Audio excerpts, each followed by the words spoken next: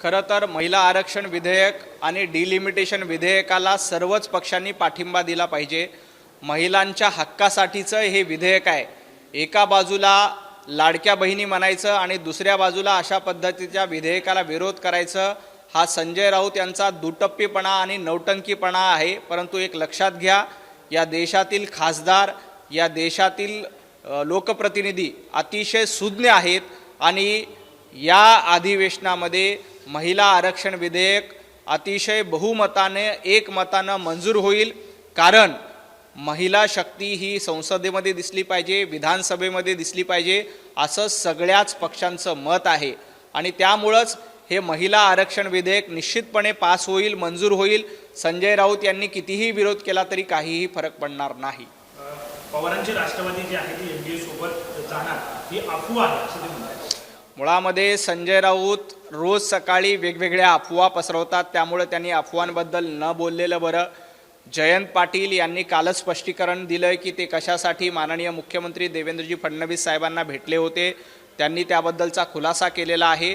परंतु पंतप्रधान नरेंद्र मोदीजींच्या नेतृत्वामध्ये अनेक जण हे एनडीएच्या सोबत येत आहेत। संजय राऊत यांनी आपला पक्ष बघावा, इतरांवर टीका करणं बंद करावं। संजय राऊत असं म्हणतात की प्रफुल्ल पटेल फुटबॉलच्या वर्ल्ड कप संदर्भात बैठक केली होती, तर जयंत पाटील नगराध्यक्षांसमोर भेटायला गेले होते। संजय राऊत, तुमचा फुटबॉल झालाय, फुटबॉल वर्ल्ड कप सोडा, तुमचा फुटबॉल झालाय। तुम्ही एक दिवस उद्धवजींच्या बाजूने बोलता, उद्धवजींनी फुटबॉलला लात मारली की मग ते शरद पवार साहेबांच्या बाजूने बोलतात, मग शरद पवारांनी या फुटबॉलला लात मारली की राहुल गांधींच्या बाजूने बोलतायत। त्यामुळं दुसऱ्यांचा वर्ल्ड कप सांगण्यापेक्षा संजय राऊत यांचा स्वतःचा झालेला फुटबॉल आणि आपल्या पक्षाचा झालेला फुटबॉल याच्याकडे बघावं आणि मग इतरांबद्दल बोलावं। मुळामध्ये जयंत पाटील देवेंद्रजी फडणवीस साहेबांना का भेटले होते हे त्यांनी स्पष्टपणे सांगितलंय आणि असं असताना विनाकारण वेगवेगळ्या टीका करणं हे चुकीचं आहे। एकनाथ शिंदे चोरीचा माल घेऊन दिल्लीला गेले होते, गृहमंत्री त्याचं समर्थन करतात। मुळामध्ये उद्धवजी ठाकरे दरोड्याचा माल घेऊन मुख्यमंत्री झाले होते। युतीमध्ये निवडणूक लढली असताना, देवेंद्रजींच्या नेतृत्वामध्ये निवडणूक लढली असताना उद्धवजी ठाकरे यांनी दरोडा टाकला आणि उभाटा गटा म्हणजे तत्कालीन शिवसेनेचे आमदार घेऊन उद्धवजी ठाकरे मुख्यमंत्री झाले होते। त्यामुळं उद्धवजी ठाकरे चोरीच्या बहुमतावर मुख्यमंत्री झाले होते, त्याबद्दल संजय राऊतांनी बोललं पाहिजे। मुळामध्ये उद्धवजींचं सरकारच हे लोकांनी निवडून दिलेलं सरकार नव्हतं। उद्धवजींना हिंदुत्वावर दरोडा टाकला, बाळासाहेब ठाकरेंच्या विचारांची चोरी केली आणि काँग्रेसच्या मांडीला मांडी लावून बसले, तो खऱ्या अर्थानं चोरीचा माल होता, हे संजय राऊतांनी लक्षात ठेवलं पाहिजे। रामरक्षा वाचून दाखवत नाही, तुम्हाला काय अडचण आहे असं ते म्हणतात। मुळामध्ये उद्धवजी राम मंदिराच्या आंदोलनामध्ये कुठेही नव्हते। उभाटा गटाचा एकही शिवसैनिक राम मंदिराच्या आंदोलनामध्ये नव्हता। तुमच्या माहितीसाठी देवेंद्रजी फडणवीस पहिल्या राम मंदिराच्या आंदोलनामध्ये 18 दिवस जेलमध्ये होते। देवेंद्रजी फडणवीसांनी जेलमध्ये राहून राम मंदिराच्या आंदोलनासाठी लढा दिला।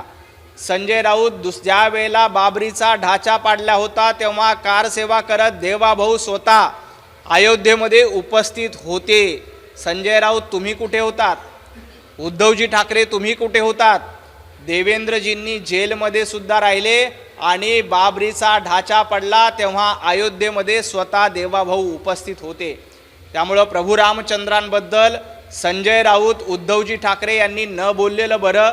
देवाभाऊंनी त्यांना आव्हान केलंय की किमान 2 श्लोक पाठ करून नाही, पुस्तकामध्ये बघून उद्धवजींनी म्हणावं आणि मग रामरक्षा आंदोलन करावं। उद्धव ठाकरे यांचं नागपूरमध्ये जे आंदोलन रामरक्षाचं होणार आहे, त्या ठिकाणी मंदिर स्थान जे निवडलेलं आहे त्याच ठिकाणी देवेंद्र फडणवीस यांच्या वाढदिवसानिमित्त कार्यक्रम आयोजित करण्यात आले। त्यामुळे संजय राऊत असं म्हणतात की मुख्यमंत्र्यांचा वाढदिवस राम मंदिर चोरीपेक्षा मोठा आहे। मुळामध्ये देवेंद्रजी फडणवीस यांचं कर्तृत्व काय आहे हे महाराष्ट्राला माहिती आहे।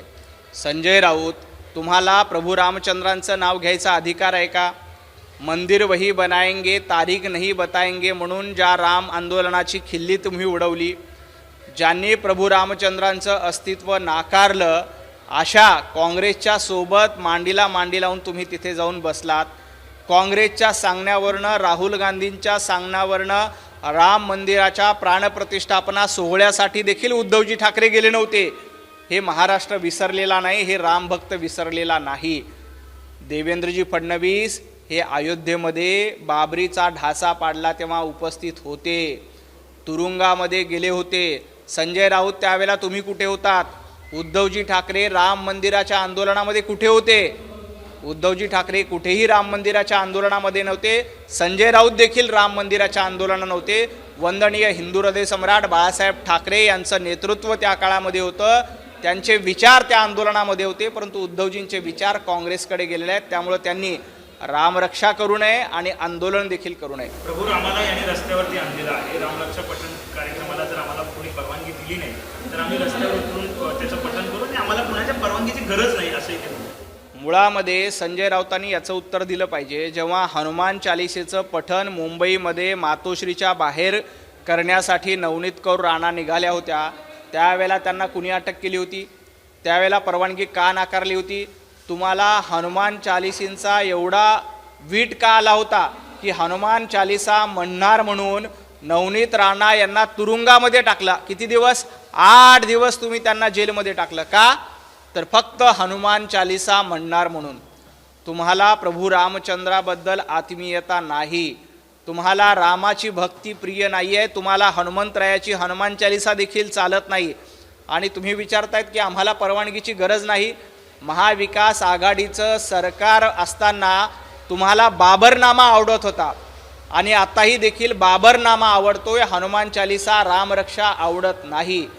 मुळामध्ये उद्धवजींनी रामरक्षा आंदोलन करण्यापेक्षा आपल्या पक्षातील सुनांची रक्षा करावी, आपल्या पक्षाची पक्षरक्षा आंदोलन करावं आणि उरलं सुरलं संजय राऊतांच्या रक्षेचं आंदोलन करावं, कारण त्यांना प्रभू रामचंद्रांचं नाव घेण्याचा अधिकार नाही.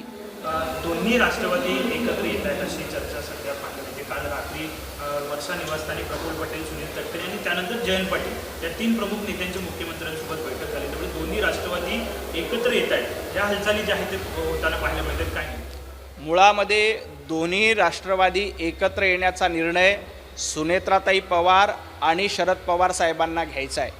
जर का दोन्ही कुटुंब आणि दोन्ही पक्ष एकत्र येणार असतील तर भारतीय जनता पार्टीचा त्याला विरोध असण्याचं कारण नाही. NDAला सुनेत्राताई पवार यांच्या मूळ राष्ट्रवादीचा पाठिंबा आहे. आता सुनेत्राताई यांच्या नेतृत्वामध्ये जर का सगळे पक्ष, दोन्ही पक्ष एकत्र येणार असतील तर भारतीय जनता पार्टीचा त्याला विरोध नाही. आम्ही निश्चितपणे त्यांचं स्वागत करू. मुळामध्ये सुनेत्राताई पवार यांच्या नेतृत्वातील राष्ट्रवादीचा NDAला पाठिंबा आहे. पवार साहेब आणि दोन्ही पक्ष मिळून जर का या संदर्भात निर्णय घेणार असतील तर त्याबद्दल भारतीय जनता पार्टीची वेगळी भूमिका असण्याचं काही कारण नाही.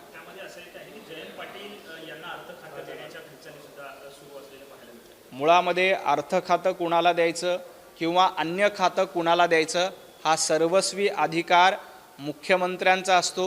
मुख्यमंत्री माननीय देवेंद्रजी फडणवीस साहेब हे त्या संदर्भात समर्थपणे निर्णय घेण्यासाठी सक्षम आहेत.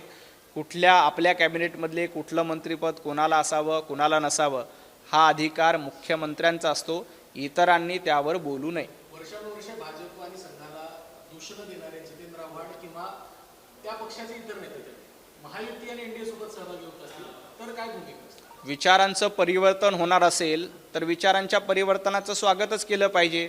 मुळामध्ये पंतप्रधान नरेंद्र मोदींच्या नेतृत्वावर विश्वास ठेवून आणि प्रभू रामचंद्रांच्या हिंदुत्वावर विश्वास ठेवून काही लोक सोबत येत असतील, त्यांच्या विचारामध्ये परिवर्तन होत असेल तर आपल्या पोटामध्ये दुखायचं कारण काय?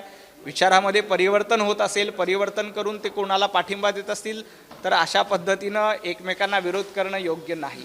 इतके दिवस सुप्रिया सुळे टीका करत होते, मात्र काल त्यांनी समर्थनार्थ बोललेले आहेत. जर महिला विधेयक आणत असतील तर नक्की पाठिंबा द्यायला हवा असं सुप्रिया सुळे म्हणतात. मुळामध्ये मी सुप्रियाताईंचे मनापासून आभार व्यक्त करतो की त्यांनी महिला आरक्षणा विधेयकाबद्दल एक सकारात्मक भूमिका घेतली.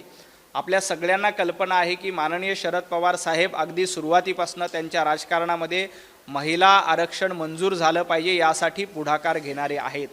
स्त्री शक्तीकरण झालं, स्त्री सशक्तीकरण झालं पाहिजे, महिलांना अधिकार मिळाला पाहिजे, यासाठी शरद पवार साहेबांची सुरुवातीपासूनचीच भूमिका आहे आणि सुप्रियाताईंवर देखील पवार साहेबांचे संस्कार झालेले आहेत.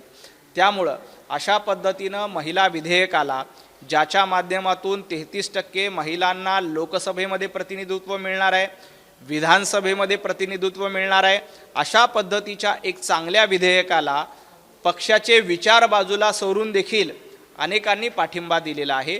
आणि अशा पद्धतीनं सुप्रियाताईंनी जर का भूमिका घेतली असेल तर मी त्यांचे मनापासून आभार व्यक्त करतो.